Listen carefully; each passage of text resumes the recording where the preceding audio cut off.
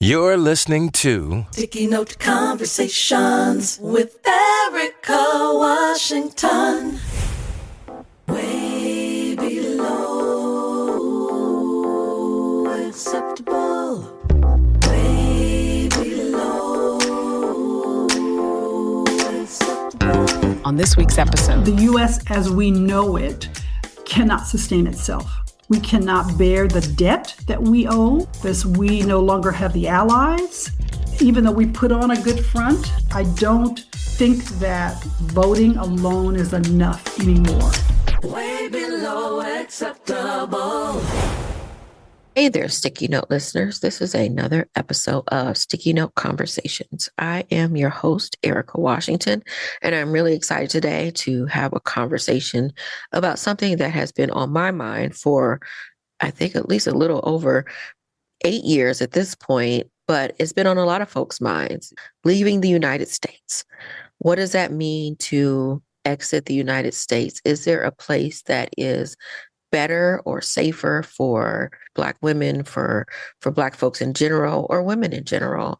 And so we're going to have a conversation today with a good friend of mine who did just that, a former Las Vegas resident, Deborah Porter. She's an author, event marketing professional, and a creativity junkie, as she likes to say. But she was born in San Francisco and spent half of her life between the Bay Area and Alaska. She has a marketing degree, and she has spent a lot of times promoting two things in particular: women's sexual expression and female-centered erotic artistry, and improving the condition of Black people in America. She is a strong proponent of Black people forming their own communities or leaving the United States to create new narratives. And so I thought, what a perfect person to have this conversation today about to stay or not to stay. That is the question. So, Debora, welcome to Sticky Note Conversations. Oh my God, Erika, I am so thrilled to be here. I mean, not only just to talk about, leaving the United States, but also just to connect with you. It's been a while. And it has. Yeah. I haven't seen your face in a while. A while, yeah. So I'm really excited and thankful for the opportunity. Well, I'm so grateful that you said yes. And I'm so grateful that we have this opportunity to talk because, I've known a few people who have left for various reasons. And many folks have said they have left. They're excited about leaving and they have no expectation to return. But it's not as easy as waking up and saying, I don't want to live here anymore, and just packing up and moving. There's a lot that goes into the process of actually immigrating away from the United States. So thinking about your life and the life you were living in Las Vegas, what was that like before you left? What were you working on? What were you doing? I had been in Las Vegas 20 years before I decided to leave. I migrated from the San Francisco Bay Area, where I was born and raised, and I moved to Vegas for, I want to say, a better quality of life. I was commuting an hour and a half each way every day to work when I lived in the Bay Area. And when I moved to Vegas, I was doing 15 minutes door to door. And so Vegas offered at the time cheaper housing, lower cost of living, a little slower pace than the Bay Area. So I, was working in marketing, had worked for a real estate company there for about 5 years as their VP of creative marketing, and just kind of growing my career. And my children eventually came. My oldest daughter, when she graduated from college, then moved to Vegas. In fact, had my youngest grandson here. He was born here in Vegas. So I have a couple of other family members that live there in addition to my children and grandchildren. So I won't say, my life is in Vegas, but certainly the biggest and most important piece of it is in Vegas. So yeah, I felt I was connected with the community and good friends and family and just enjoying life. Yeah. Yeah, because you were hosting events, and I remember specifically going to quite a few, but some of was it called Oh Yeah Right There? Or Oh Yeah Right There. Yes. You're going way back now. Yes. Yeah. And that was a good time. There was poetry and just, I don't know, it was just good camaraderie. Yeah, yeah. And it was around sexuality, which is such a taboo subject often, but certainly even in Vegas, where it's considered Sin City and any and everything goes. I was surprised at the number of people who were a little reluctant, Uptight. yeah, about going to events that centered around erotica. I just was surprised by that. But yeah, those were good times. Some wonderful poetry. We did burlesque type shows, erotic poetry. It just was a good time. And I was able to really kind of express myself and use my writing. Yeah, Vegas has always been to me a sort of oxymoronic place where you have Nevada being the only state with legalized prostitution, and you have strip clubs everywhere. And you could be driving down the street and a billboard will come right by you that says hot girls to your room right now. And it's, Right. it's a lady's backside and you're picking your kid up from school. But at the same time, it is also a place that was founded by the Mormon community, Mormons.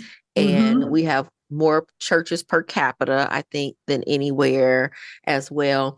And there's always such large pushback against comprehensive sex education in the Yes. schools as Yes. well. So, yeah, there's a lot. There's still a lot to be had when it comes to being in a space where people feel comfortable having Mm, conversations around sure. sexuality and pleasure, more Sure. so than anything, and pleasure outside of like the male gaze too, right? Sure. And we've recently had an adult film star on the podcast, and we talked a little bit about that as well.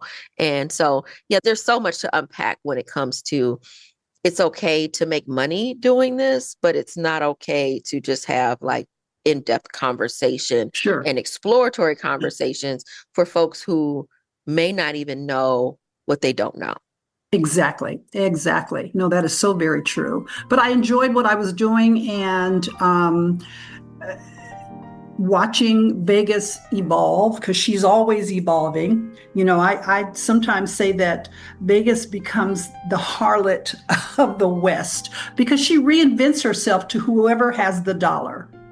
And so, be it sports, be it entertainment, be it whatever, whoever is holding the coin, Vegas tends to adapt herself to that entity. And so, watching her evolve into where Vegas is now is really something to behold. Well, since you were having such a good time, why'd you leave? Why'd you Listen. pack your bags and head for the hills? Right, right. I contemplated leaving the United States when Trump won the election, when he became 45. And I was so disheartened by the political system. I was so just, I felt disenfranchised. I felt disconnected. I felt like I wasn't seen. I was on a hamster wheel that kept spinning and asking for my time and my energy and my talent, but yet I was not being given anything back. So when he won that November, I was like, I'm out of here. And I talked smack to anyone who would listen about how I was leaving the US. That was it. And that went on for about a year until I woke up one morning and I decided you're either going to have to do something progressive to take steps to make this happen, or you need to shut up because you are just talking to the wind and complaining to everybody that will listen. And it's not productive and you're not obtaining the things you said you wanted to obtain. So either put up or shut up. So you gave your own self an ultimatum. That's it. Either put up or shut up. And I thought, okay, no, I'm really serious about this. And so I began my research. As you said earlier, it is a process. People think that, particularly in today's current events, that you could just go in and pack a bag and leave the country. But this is not vacation. You're talking about leaving all that everything you know, everyone, and all of the customs and cultures that are built into America. And so it is a process. It requires a lot of hard work, but it can be done. It can be done. And so I began my research. It took me about a year and a half, close to 2 years. Um, because Erica, I had a whole binder. Did you know where you wanted to go? No, because here's the thing. I traveled quite a bit for a previous job back in the day. And so I had been to Barcelona and Ireland and London, and I had been to all these international cities. So I didn't have a clue. And I thought, well, let's start there. Where are some cities that you've been that you really enjoyed it when you were there? The culture, the food, the people. And so that gave me a list of maybe 10 places. Panama was not on that list. Was not on the list. And so I began to then do a little more research into these individual cities and countries and started to rule them out. I knew I didn't want to go to Canada because I lived in Alaska and I was not down for no more snow. That was off the list.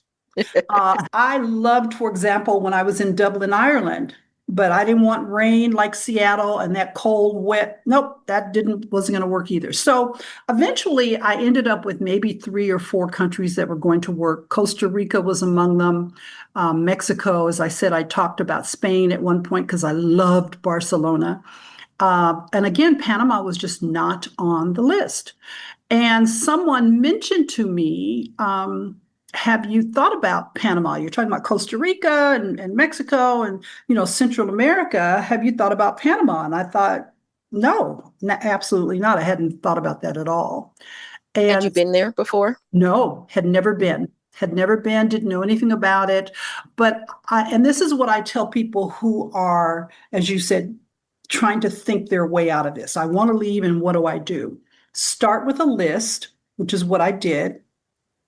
And now, because of AI, you can have AI help you identify cities or countries that are offering what you want. I wanted a stable government. I wanted a strong economy. I wanted good healthcare, clean water. I wanted to live by the ocean. I had a whole list. And so you can plug that into AI and Google now, and they can help you identify countries that are going to offer that. At the time, I wasn't using AI like that, but I did do a lot of Google searches. And when someone mentioned Panama to me, then I began to delve deeper. So when you had your binder full of locations and places you were going, did you travel again to any of those places before you made your decision? Or did you then go to Panama and take a little look-see around? Yeah, I actually, after I had kind of narrowed it down to either Mexico or Panama, I was sticking with Central America at that point. I decided, okay, I need to go visit. And I say this all the time to people who are, again, contemplating leaving. Do not pack your bags and sell all of your stuff and move to a country you have never set foot in. You will be disappointed. I guarantee it. You need to go and see if you can feel the energy of the place and the culture and see how the people treat you. You're not going to know that from a book. You're not going to get that from AI or the internet. So I wanted to go towards the end of 2020 and visit. But Panama, unlike the US, was very serious about COVID. They had shut the entire country down. You couldn't even get a flight into Panama. And they had strict rules about, even if you were here, you could only go out certain days a week. I think women were Monday, Wednesday, Friday. Men were Tuesday, Thursday, Saturday. They were very, very strict. You wore masks all the time. I couldn't even get in the country. And so the soonest I got in was, I think I went in March of 2021. To visit. And even then, even though they had relaxed a lot of the COVID restrictions, it was still very much top of mind. And one of the things that stuck out for me when I visited that March or April was the collective good of the people. So everybody wore masks. There was no discussion. Nobody was giving you the side eye in a grocery store. People were not jumping up saying, well, I can't wear a mask. And everybody wore a mask. It was just that simple. When you went into the grocery store, they have these huge hazmat kind of matting on the floor that you walked through that disinfect your shoes. Restaurants, which everybody wasn't open at that time, but those that were open. Everything was digital. There were no physical menus for touching. The country was just very comprehensive with their COVID plan. And I just noticed how the people came together and just, I don't want to say obeyed, but they complied because it was for the better good, the greater good. And so I stayed about a week that first visit and just kind of tootled around the city. Again, everything wasn't even open. A lot of things were still closed, but it was enough for me to say I could live here. I could live here. I love the pace of the city. I love the culture, the people. I thought, okay, I could do this. This might work. And so I went home and back to Vegas and began my immigration process.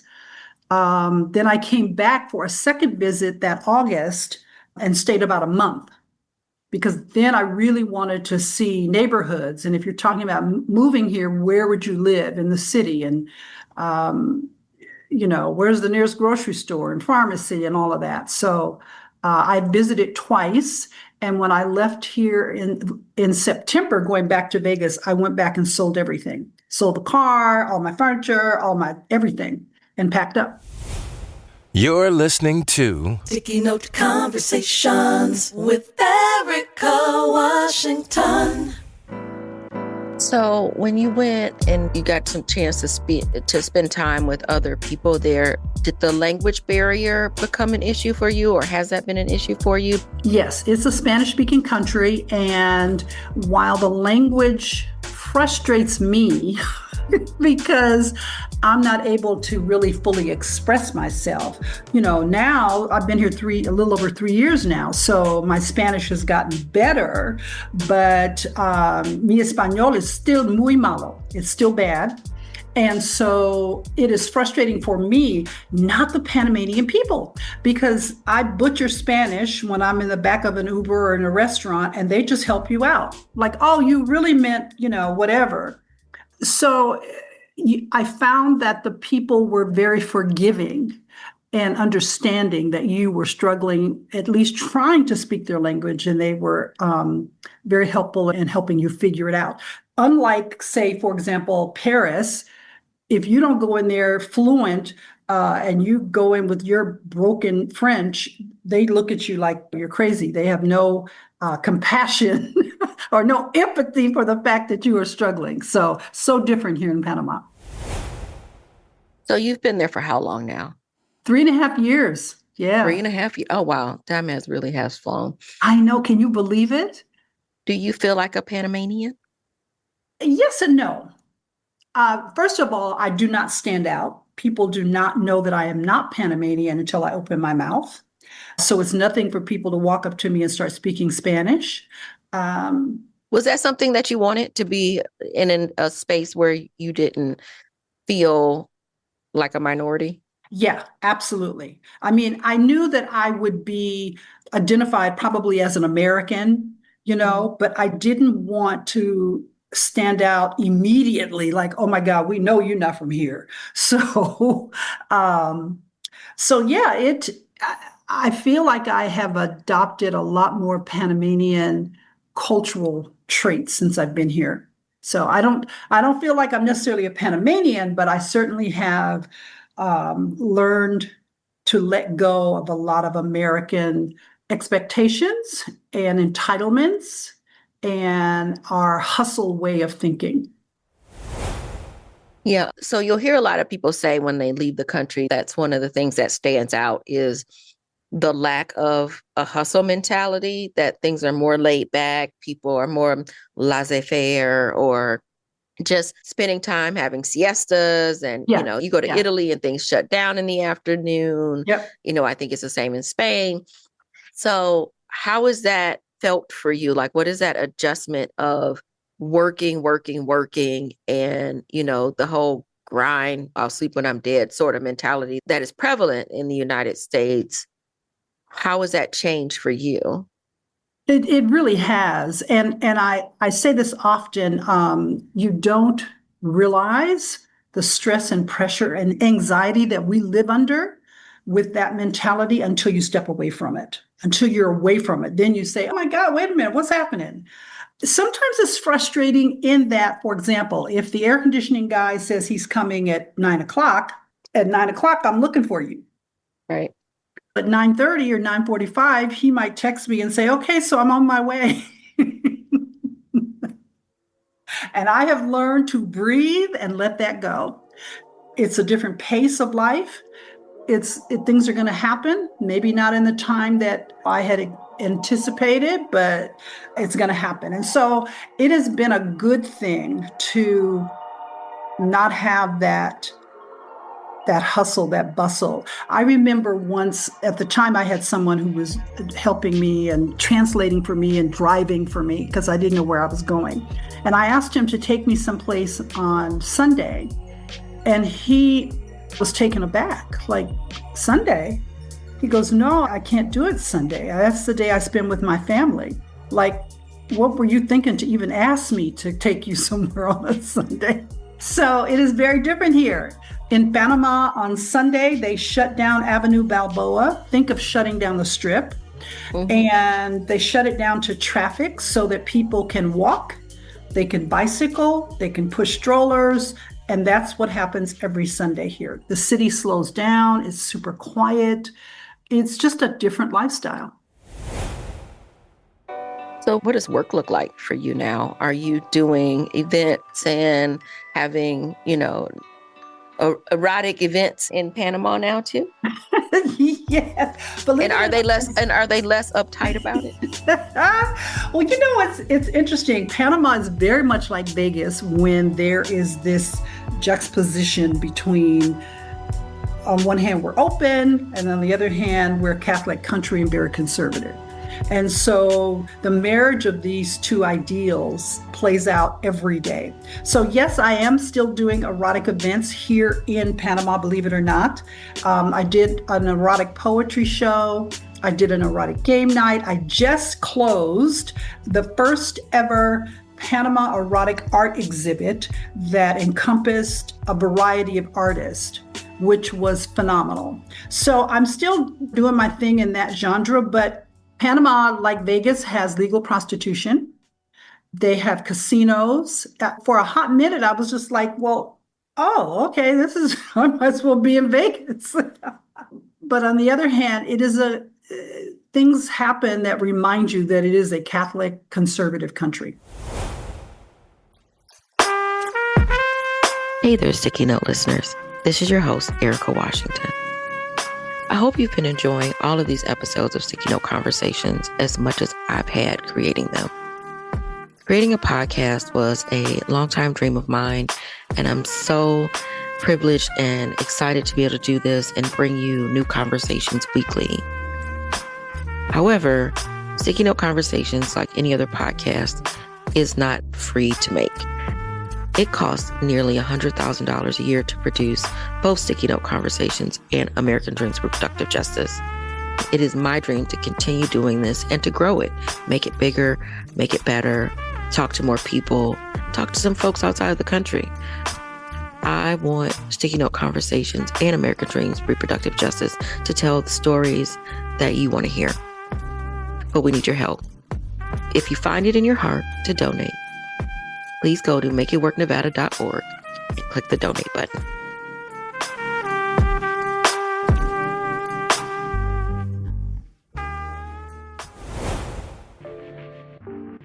A lot of times, one of the questions people have about people leaving is safety, feeling safe, being in a place by yourself and not necessarily knowing the language, knowing the culture right away, and knowing where to live, all those sort of things. And then walking around, there's always high alerts of travel for Americans when they leave, and, pickpockets everywhere. They always talk about pickpockets.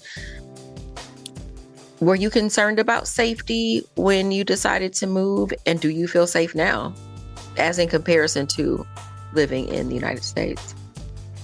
Yes. Yes. I was concerned about safety, particularly being a senior woman, Black, coming to another country, don't know the language, nor did I know the culture. So I was real concerned about that. But what I have to say is crime is everywhere. So I do not want to paint the picture that Panama is this crime-free, utopia where nothing happens. They have pickpockets here, like any place else. But the crime is low, I'll say that, because I feel very safe. I go out at night by myself quite often, and it is just different. So I've been here 3.5 years. There's not been one mass shooting. There hasn't been one school shooting. There hasn't been one police brutality where Black Panamanians were killed. There has not been violent crime. I think part of it is it's just not in their culture. It's just not who they are as a people. And so what I find is people are helpful, people are kind, people are accommodating. It's just different. And I don't even know how to really express that. Well, okay, let me tell you this short story. So I just finished this art exhibit, and we had an artist who missed the deadline and his art didn't arrive to the gallery. So I'm telling the art manager, well, the guy didn't make it. So, oh, well, and I don't know what he's going to do because I'm not trying to go out there and get his art. It wasn't where it was supposed to be, and he missed the deadline. Oh, well. Well, the manager was really concerned. Like, we need to figure this out. And I'm saying to myself, I don't know what there is to figure out because homeboy just missed the deadline. So I'm not babysitting him. I've got 15 other artists and they got their art here in time, and oh, well. It dawned on me later that the manager's mentality was not so much you're on your own, you messed up, but how can I help? Totally different mindset, because as an American, that's not where I was. I was like, you missed it, you messed up, figure it out. And the manager was, how can we help? How can we make this happen? And when they finally got the art to the gallery, the manager and his helper ran out to the truck and were so happy that the guy got there. They helped him unload the truck, and the artist was so happy. And I watched that scenario play out, and I thought, God, we got it backwards. It's never coming from a point of view of how can I help, but more of you're on your own. I did my part. You figure it out. How do you think that would have changed how you did business, say, for the last 20 years, if that was always the culture versus what it was for you in the United States versus what you're seeing now? Well, I think it would have changed a lot of things. I probably would have been more empathetic to people. I probably would have been more willing to go out on a limb and to help. However, if it was just me, then I probably would have been taken advantage of or used and abused, because most people don't think that way. So yeah, it would have changed a lot for me. But again, it just is an example of the mindset of the people. And so, as I said before, as crime exists, I don't mean to imply it doesn't, but it is not the same. It is not that same where I'm looking over my shoulder. Why do you think that is, though? Like, why do you think that there's such a difference in crime when you think about like what the root causes of crime are? Is it lack of poverty or a different no, there's sort of definitely respect? poverty here in Panama. Definitely poverty. You don't see it as often, particularly if you stick to some of the tourist areas, but poverty is here. I think as Americans, we have grown up with this every man for himself attitude. And I think that becomes the foundation for crime, robbery, theft, murder. You have something, I want it, I'm gonna figure out how to get it, take it from you, be it robbing you, be it taking advantage of you. It's just two separate mindsets. It's just two separate mindsets. It really, really is. So you mentioned that there is poverty there. Like, obviously there's poverty everywhere, but how is the cost of living in comparison? Do you feel like you're living a more comfortable life also financially? Oh God, yeah. But it's because of the American dollar, because I bring my American dollars as part of my Social Security. And then of course, for the few clients that I still work for, and I bring that American dollar power to the economy here in Panama, which the cost of living here is super low because The minimum wages are low and people don't make a lot of money. And so even those that are working and within the workforce don't make a lot of money. And poverty, there are no social programs here. There's no welfare. None of those things exist here in Panama. And part of that goes back again to the culture, because you're expected to look out for family. So if you know Uncle Joe doesn't have a job and is not fed, then when you cook dinner, you make sure he's fed. And so because of that, there's no social programs at all. But there is poverty. Absolutely there is. And people are just hardworking and figure it out. They just figure it out. And housing feels comparable? Or did you have to give up some of your American luxuries by moving to Panama? I watch House Hunters International. They'll always have people, well, I need a full-size refrigerator. And they're like, no, we don't really have full-size refrigerators, or, you only get a washer, there's no dryers, or, the rooms are smaller, that sort of thing.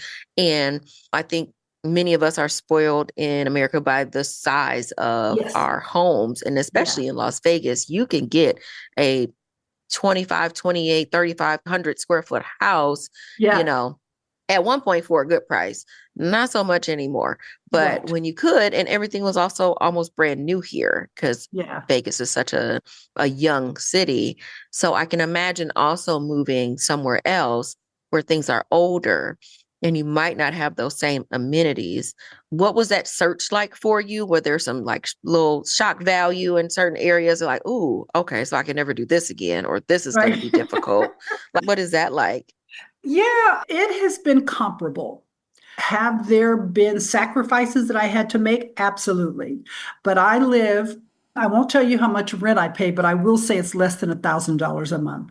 That already just making people jealous right there. 2 bedrooms, 2 bathrooms. I have a washer and dryer in my unit. I live on the 25th floor with killer views. I wish I could just show you my views.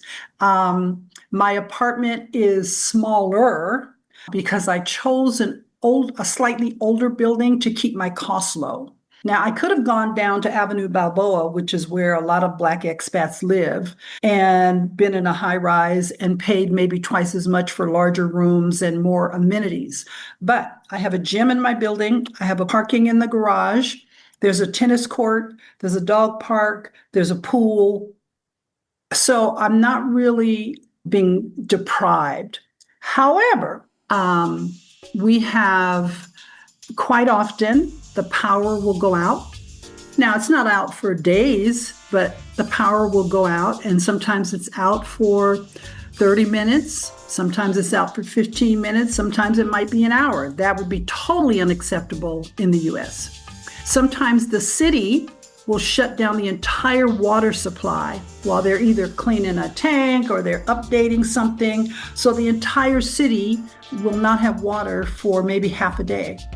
Well, where do they do that at? Because in the States, they wouldn't put up with that.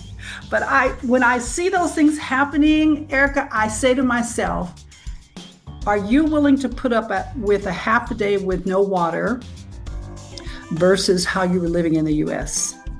And that trade-off is a no-brainer. It's a no-starter. Absolutely. Every day, I would do it.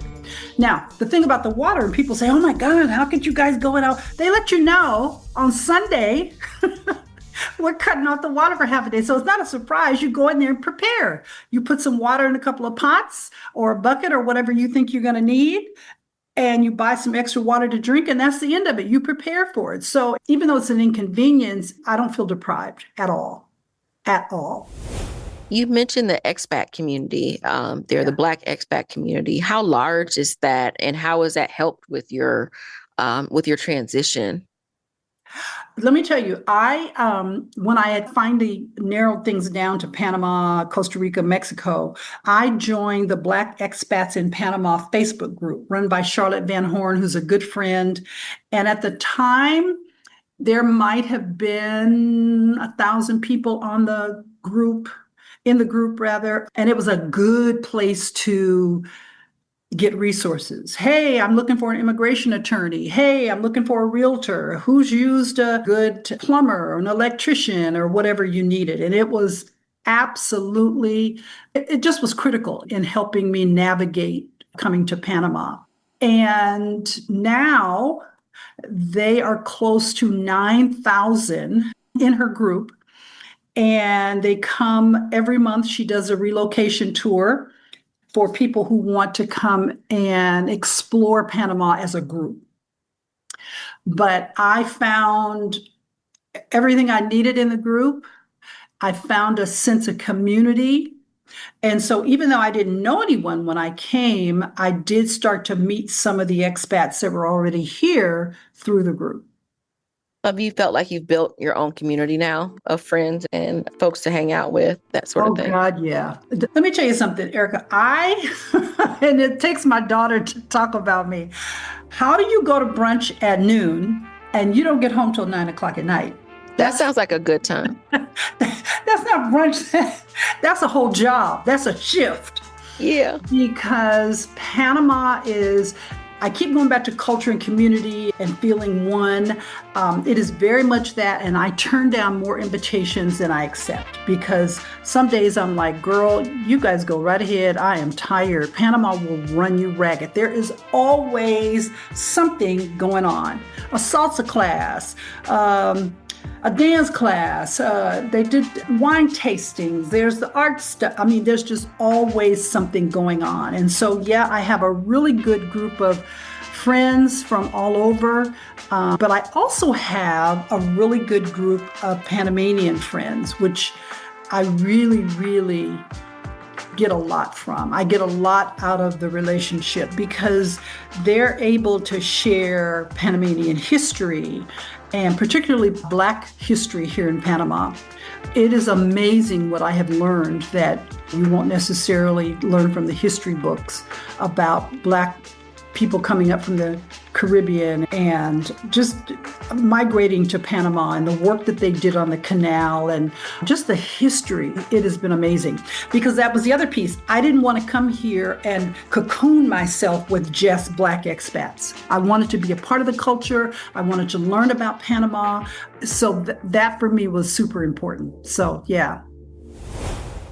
Yeah, because you need to immerse yourself in the country because you live there now. Yeah. And so that makes me think about the politics of Panama. And I don't know much about the politics of Panama, but is that something that you've dived into to learn and understand who's in charge of what and how this works versus that? And, you know, even as being someone who can't participate in their government, is it something you felt it was still important to understand like how their systems work?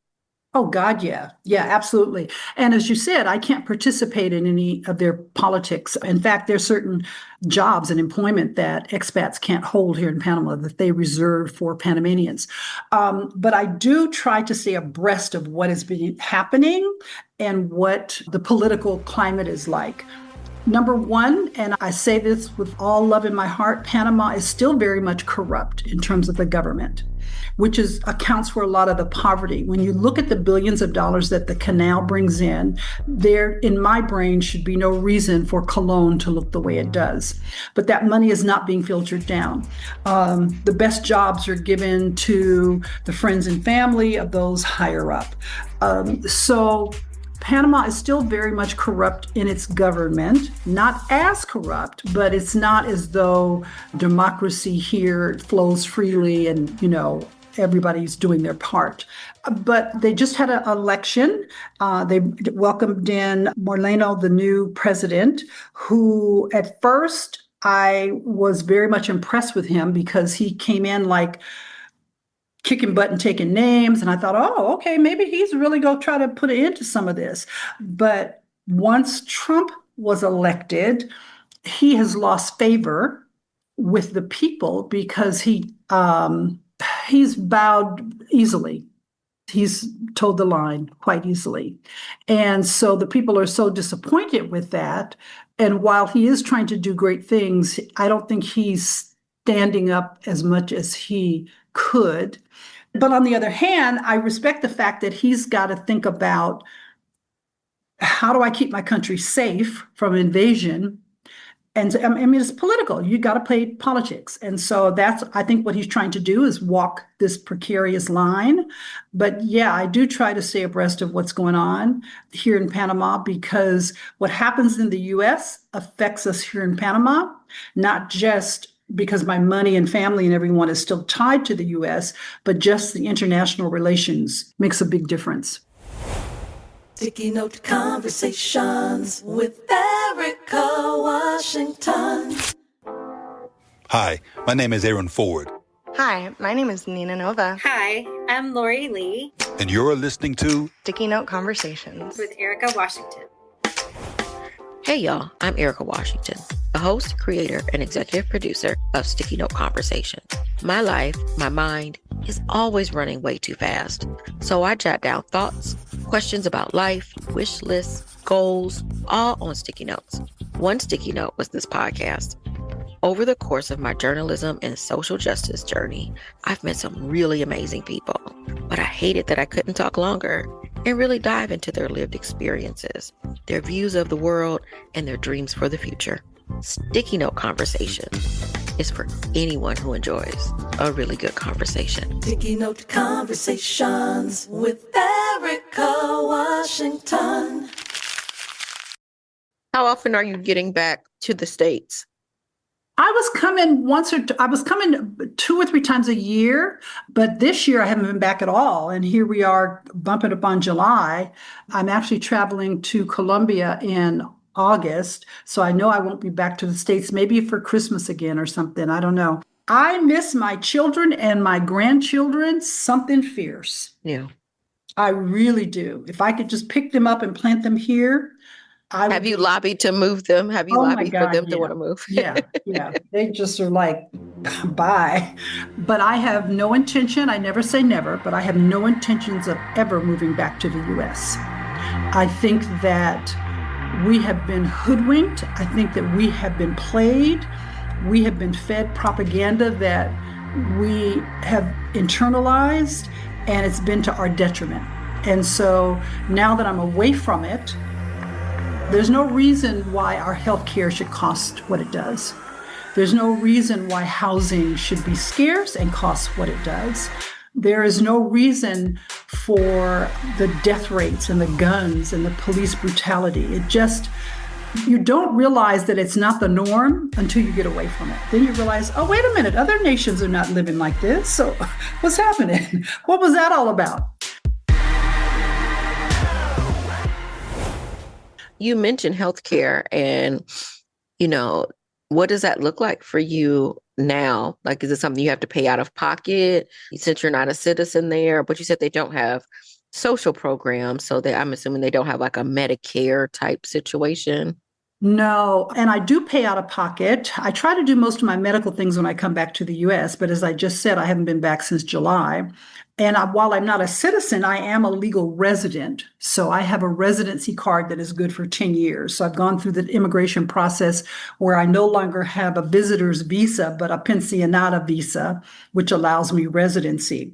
But yeah, I do pay out of pocket. But within the last, I want to say 45 days, maybe, there has been talk of some of the medical facilities accepting your Medicare cards for expats. So, but Eric, it's so cheap. Okay, so another brief story. My first visit, my back went out because I had back problems, and I had to go to emergency in an Uber.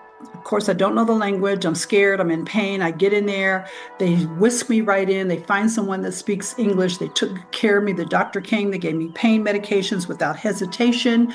They did an EKG because of my age to make sure the pain medication, my body would allow it. Then they took an x-ray of my back. I was there probably all day.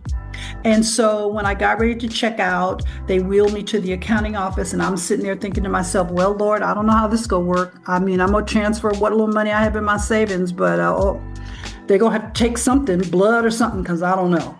And I got in there, and she punched her numbers like Medea on the calculator. And I thought, okay. And then she slid me the bill, and I turned the paper over, and it was $345. Wow. American dollars. Everything that I just named. Yeah. I was Yeah. there all day, the services of the doctor, the nurses, the x-rays, the EKG, and they had my prescriptions delivered to me because she knew I wouldn't know where a pharmacy was. I think there just needs to be a moment of silence right there. Because $345, like that's the fee for the tissues and the scrubs they wore. That's what I'm saying. I've had blood drawn here for $20. So even though I'm paying out of pocket for some services, it's far cheaper. And for major stuff and my physicals and annual stuff, I go back to the States. Mm-hmm. Thinking about United States, question I always ask folks is, what is democracy? And I guess that question could be extended to even being in Panama or wherever someone is, because it should be a global definition, I think. What do you think the definition of democracy is? That's a good question. And I don't know that I can really articulate. What pops into mind is a sense of freedom, a sense of equality that is centered around the greater good of the people, so that we vote, we participate, and we decide collectively what's good for us. And, that's probably way off in left field, but those are the things that pop into my head when I think about democracy. I think everyone has their own version of thinking about what it is. But thinking about the description you just gave, do you think that we have democracy? In the U.S.? Mm-hmm. Absolutely not. No. Do you see it in Panama, though? Are you seeing it there? Somewhat. Not as much. It's certainly not the U.S., but again, it's not a utopia where democracy reigns and, it's all pink rainbows. I used to tell people when I first moved, Erika, that leaving the country was not for everybody. Look, everybody can't do it, and it's not for everybody. You'll miss some certain things and da-da-da. And now that I've been here, now that the political scene and the cultural and societal scene has changed in the U.S., I do not advocate for Black people staying in the U.S. I get it in terms of people saying, I'm going to stay and fight, and my ancestors bled for this land, as did mine. Listen, I'm old. I grew up in the San Francisco Bay Area with the Black Panthers, and I grew up in that sense of revolution. So I get it. I understand it. But at this point, I feel like we would be better off getting out of the burning house, let it burn to the ground without me in it, and coming back in and building anew. That's my analogy. Because you think it's going to self-combust anyway? I think it's going to self-combust, and I think that it is built on such a lie that we didn't even realize that it will eventually collapse. Am I saying that, U.S. is going to fall off the map? Absolutely not. But I think that as the U.S. as we know it cannot sustain itself. We cannot bear the debt that we owe. Particularly now with Trump in office, we no longer have the allies. We cannot win wars, even though we put on a good front. Things have changed. And I don't think that voting alone is enough anymore. I used to, but I don't think so now. So another question I always ask is, what is your version of the American dream? What does that look like for you? Or do you even have an American dream now that you are an expat who has no plans to return? Yeah, I don't think I have an American dream. I really don't, not any longer. I think that the delusion that I feel like that we've all lived under is not attainable, or at least not sustainable. And it keeps us again on this hamster wheel of spinning and wanting more and spending more and shopping and acquiring and being consumers. And we've lost community. I go back to comparing the Panamanian people and the mindset of community and the greater good, and we've lost that. I often say that Panama is like America used to be in the South, where people speak and they look out for each other and they're concerned about their neighbor and those kinds of things. And we don't have that anymore. So I don't know that I necessarily have an American dream. Now I think more globally, where can I do the things that I'm passionate about, and live in a world where I don't live in fear and anxiety. And the US, for sure, is not that place. So do you think you'll call Panama home for the rest of your expat days, or do you think that there are other places you'd want to explore and live? Yeah, I don't know. I love Panama. I really do. I love it here. I love the people. I love the climate, even though it's humid as hell, but I love it. But I have to be honest that when Trump took office and started saber rattling about taking over Panama, I thought, okay, come up with plan B, because you're not going to sit here and wait till you see the soldiers marching down the street. So I have been considering other places, certainly not coming back to the US, but other countries that I could live in. And I started the process the very same way I started when I moved here. Because again, I don't want to be caught with my pants down as I'm watching this unfold in the US, because I know that should there be an invasion, while Panama does not have an army, they don't have a military, the people will fight to the death to maintain their sovereignty. That's just the way they are. And so it would be a bloody confrontation, certainly one that the US would win, but at the cost of many Panamanian lives. And so I don't want to be in the midst of that. And I wouldn't want to be here should the US come take control of Panama. So I'm looking around, just putting countries in my back pocket. Mm-hmm. No, I mean, I think that's a great idea. Like sometimes you just got to keep it moving. Well, Debora, I am grateful to have this conversation, and I'm also grateful to learn so much about the process of moving and what that looks like, because like you said, you're not going on vacation. You're changing a lot of things. And I know there's even more to it in talking about the process of being at an immigration office and having to fill out forms and what forms you need to have and what stuff you need to have together, bank accounts, that sort of thing. Yeah. But also now that everything is so much more virtual, I think that it's probably a lot easier than it was 25 or 30 years ago when it comes to being able to move your money and whatever else you have going on. Yeah. But I would say this, I would recommend, particularly in this political climate, for every person, particularly Black people, have a passport, number one. You have to have a passport. You are dead in the water without it. Number two, I would get everything in order, even though you may not need it, because this is what I told my children. Get a copy of your FBI report, because any place you go for immigration, you're probably going to need that. Get a copy of your fingerprints, your bank statements, your income statements. Where do you get income? Is it Social Security? Is it a retirement plan? Get those things in order, because if you have a passport and you decided, that's it, I'm out, I got to get out of here next week, you have all the documentation you need to take with you.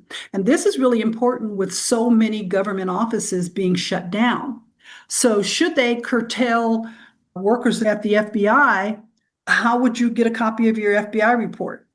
So get those things in order. And I didn't know I hope I don't have an FBI report, but if I do have an FBI report, I don't know if I want to see it or if I want anybody else to see it. You definitely want it. I needed mine for Panama. Everybody has one. They take your fingerprints, they run it through the FBI and the State Department, and it comes back whether or not you have been convicted of felonies and violent crimes. Certainly, had that been the case, I would not have been allowed in Panama. Mm-hmm. And so there are many countries are the same way. But what I'm saying to you is, get those things in order. You may not need them, but get them in order and have them at the ready, because if you're trying to leave in an emergency situation, you are SOL. And on that note, I think that is great advice. I want to thank you again, Debora, for taking the time to be on Sticky Note Conversations. And I hope folks got so much information out of this. And if they are interested in coming to Panama, to find that Facebook group. Black Expats in Panama. Is the Facebook group. Yep. And if you're looking to go somewhere else, I'm sure there's a Facebook group that coincides along that location as well. But I think the idea that you have found a place that feels like home to you and that feels like different aspects of freedom and all of that, I think is beautiful. And I think that's what we all deserve to have at all times. So congratulations to you. Thank you. Thank you. Thank you. Thank you, Erika, for allowing me to come on and spout my views and all my opinions. So that's what we're here for. We're here to talk about opinions. And if you have some more, just give me a call and you can come back on again and we can chat some more because folks might have questions. So I'm hoping we get, some folks wanting to email sticky note conversations at makeitworknevada.org if they have any thoughts about this episode or any previous episode. Again, that's sticky notes at makeitworknevada.org. So Debora, thank you. And that's our show. Thank you.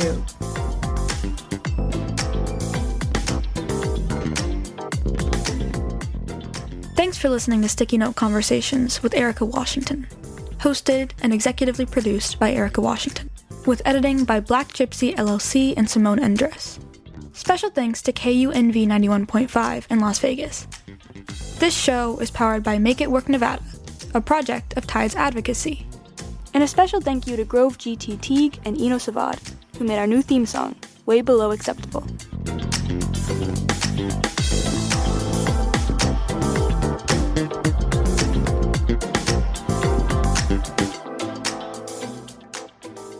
You're listening to Sticky Note Conversations with Erika Washington.